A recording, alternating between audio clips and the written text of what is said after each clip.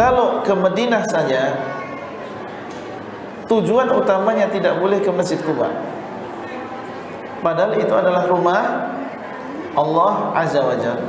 Lalu bagaimana dengan orang yang ke sana dengan tujuan untuk ke makam Rasulullah SAW? Dan dia adalah rumah manusia. Kalau ke Masjid Quba saja, selain 3 masjid tadi, tidak boleh meniatkan ke sana dengan tujuan utama sholat di Masjid Quba, padahal Masjid Quba adalah rumah Allah. Lalu bagaimana dengan rumah manusia, diantaranya adalah kuburan Nabi SAW?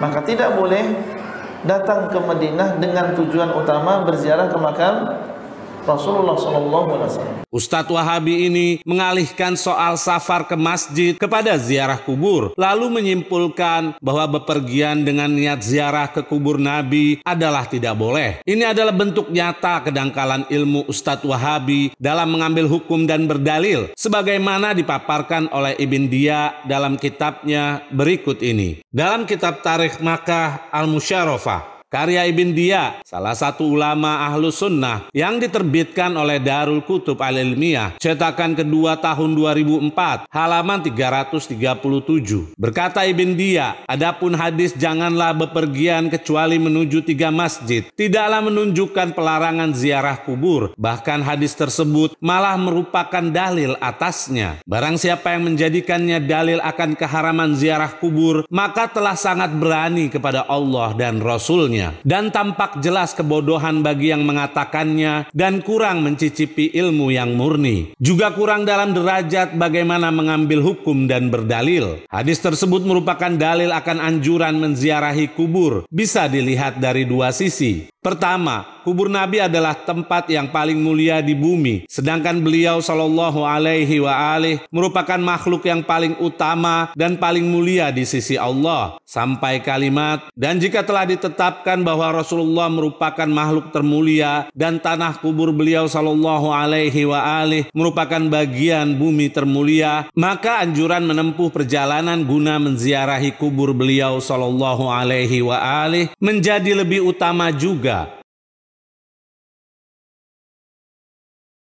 Di sini jelas bahwa Ibn Dia sebagai ulama ahlus sunnah menilai para ustadz Wahabi telah berani kepada Allah dan Rasulnya, dan tampak jelas kebodohannya yang menjadikan hadis Nabi tersebut sebagai larangan ziarah ke kubur beliau Sallallahu Alaihi Wasallam. Ulama lain yang membolehkan bepergian dengan niat atau tujuan untuk berziarah ke kubur Nabi adalah sebagai berikut. Dalam kitab Al-Madkhal, karya Ibn Al-Hajj, salah satu ulama ahlus sunnah, jilid 1 yang diterbitkan oleh Maktabah Darut Turas, halaman 255 sampai 256.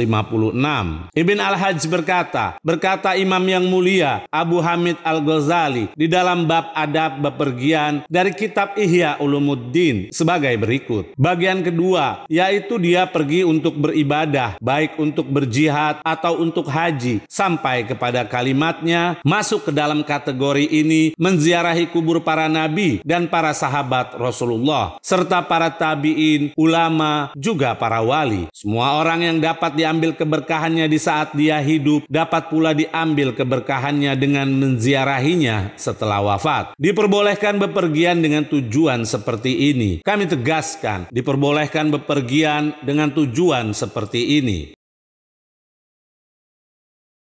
Kekurangan ilmu para ustadz Wahabi ini dikarenakan mereka hanya mengekor pada rujukan utamanya, yaitu Ibn Taimiyah, yang menjadi sumber pengeliruan dalam masalah ini. Di dalam kitab Fathul Bari, karya Ibn Hajar Al-Asqalani, salah satu ulama ahlus sunnah, jilid 4, yang diterbitkan oleh Ar-Risalah Al-Alamiyah, cetakan pertama tahun 2013, halaman 425 sampai 426.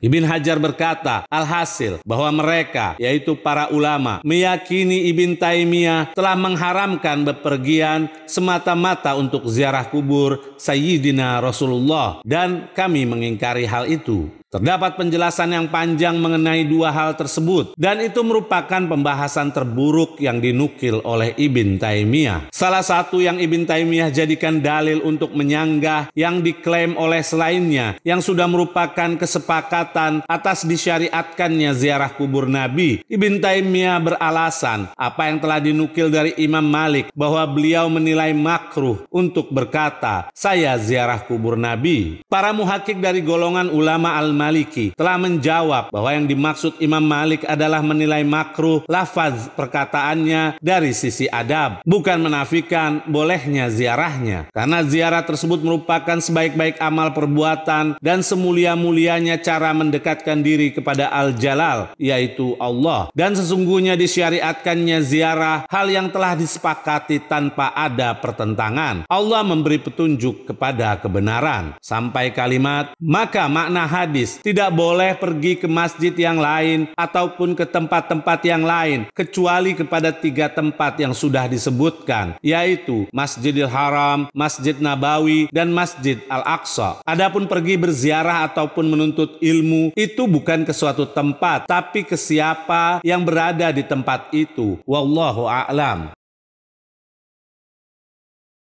Imam An-Nawawi memberikan penjelasan, hadis larangan bepergian kecuali ke tiga masjid bermakna tidak terdapat keutamaan dalam menempuh perjalanan jauh menuju masjid selain tiga masjid tersebut. Bukan diharamkan bepergian selain bertujuan kepada tiga masjid. Dalam kitab Sahih Muslim Bisyarhin Nawawi, karya An-Nawawi, salah satu ulama Ahlus Sunnah, jilid 9, yang diterbitkan oleh Muassasah Qurtubah, cetakan kedua tahun 1994, halaman 239. An-Nawawi berkata, hadis ini memuat keutamaan yang ada pada tiga masjid dan keutamaan menempuh perjalanan yang jauh guna mendatanginya, yaitu Masjid Nabawi, Masjidil Haram, dan Masjidil Aqsa. Karena makna hadis tersebut menurut mayoritas ulama adalah tidak terdapat keutamaan dalam menempuh perjalanan jauh menuju masjid selainnya, yaitu selain tiga masjid tersebut. Dan Syekh Abu Muhammad Al-Juwaini, salah seorang sahabat kami, maksudnya adalah salah seorang ulama mazhab Asy-Syafi'i, berkata bahwa diharamkannya datang kepada selainnya dan itu merupakan kekeliruan. Kami tegaskan, merupakan kekeliruan.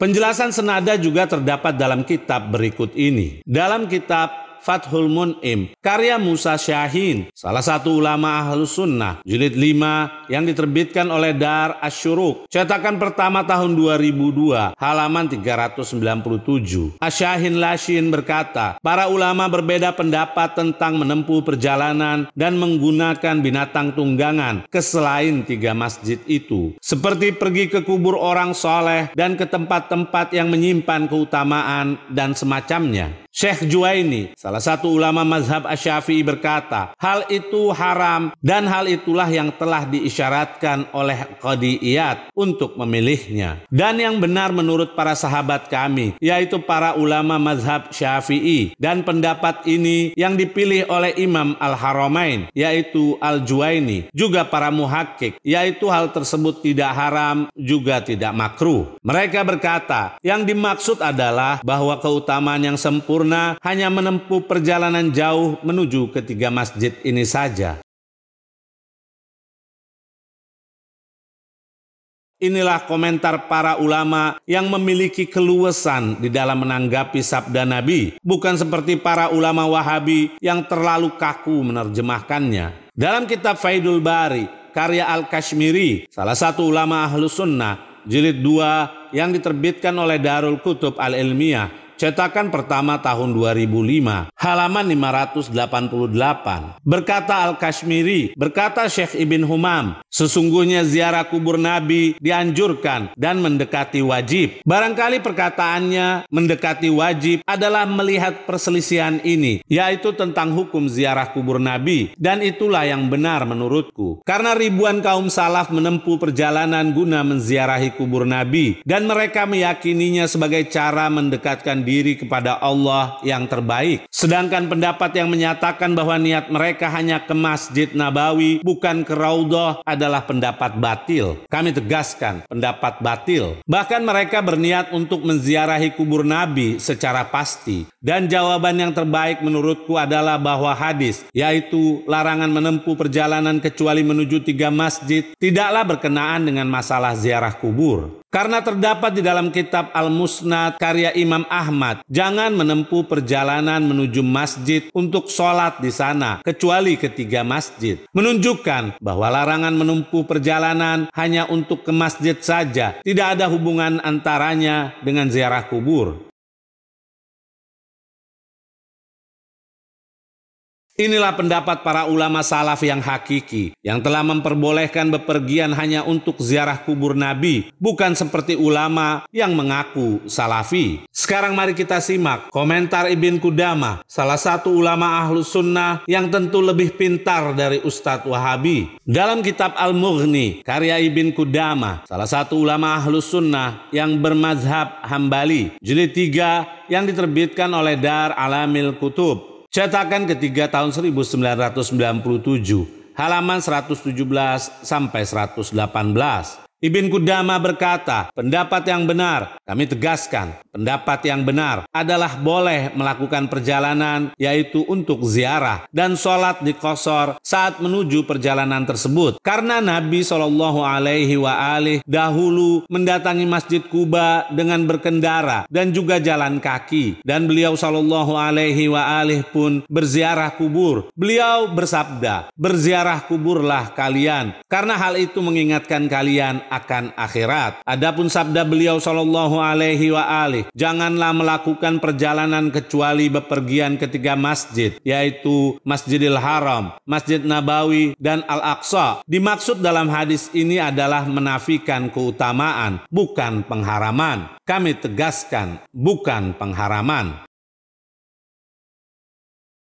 Di sini Ibn Qudamah, salah satu ulama besar mazhab Hambali, bertentangan dengan apa yang dinyatakan oleh Ustadz Wahabi, yang mana dia juga mengaku bermazhab Hambali. Kami akan berikan hadiah kepada para Ustadz Wahabi yang selalu menganggap dirinya paling alim, namun mereka lupa kepada riwayat berikut ini. Dalam kitab Wafaul Wafa, karya As-Samhudi, salah satu ulama Ahlus Sunnah, jilid 3, yang diterbitkan oleh Darul Kutub Al-Ilmiyah, cetakan keempat tahun 1984, halaman 1356 sampai 1358. As-Samhudi berkata, dan di antara orang-orang yang melakukan perjalanan ziarah kepada Nabi dari kota Syam sampai ke kuburnya alaihissalam di kota Madinah adalah Bilal bin Rabah, seorang muazin di zaman Rasulullah, sebagaimana Ibn Asakir telah meriwayatkan dengan sanad yang baik. Kami tegaskan, dengan sanad yang baik dari Abu Darda yang berkata, ketika Umar bin Khattab bepergian setelah Fathu Baitul Maqdis dan sampai ke Jabiyah, Bilal memintanya agar menetap di Syam. Maka dia melakukannya, dan dia ceritakan kisah tentang bersinggahnya dia di Daria. As-Samhudi berkata, kemudian Bilal melihat Nabi di dalam mimpinya, dan Nabi berkata, ketidakramahan macam apa ini, wahai Bilal? Tidakkah ingin kau menziarahiku, wahai Bilal? Kemudian Bilal sadar serta sedih, gemetar dan takut. Maka Bilal menunggangi kendaraannya dan menuju kota Madinah